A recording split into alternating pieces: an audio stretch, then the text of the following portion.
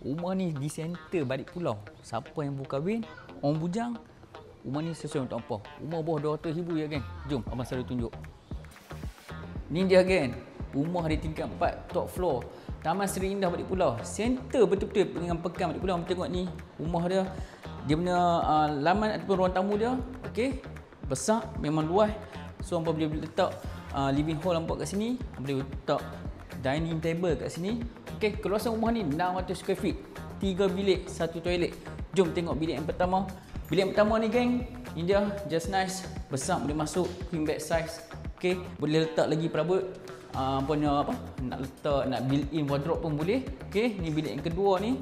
Bilik kedua dia just nice juga, boleh masuk single bed, tapi dia di sini ada ruang. Dia ruang sikit. Okey, untuk hangpa nak buat built in pun boleh, hangpa nak bawah tingkap pun boleh. Okey, dan di sini dia punya toilet. Toilet dia dah buat dah. Pintu ni cantiknya kat hangpa. Okey, standard untuk toilet. Ini bilik yang ketiga, memang kecil sikit.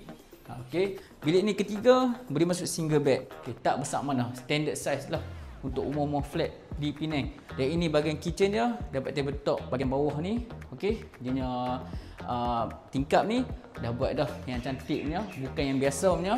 Okey, dan di sini bahagian untuk laundry area. Laundry area pun dah renovated dah, tingkap dia. Okey, semua dah buat dah tutup semua dah cun. So sini hangpa boleh buat tempat untuk laundry hangpa. Dan rumah ni geng, owner nak jual berapa? Bawah 200,000. 600 square feet, 3 bilik, 1 toilet, 180,000 saja. So rumah ni sesuai untuk siapa? Yang baru kahwin, yang bujang, nak beli rumah yang murah, center Balik Pulau, dekat dengan pekan Balik Pulau. Jangan lupa Roger Bangsa Tanah.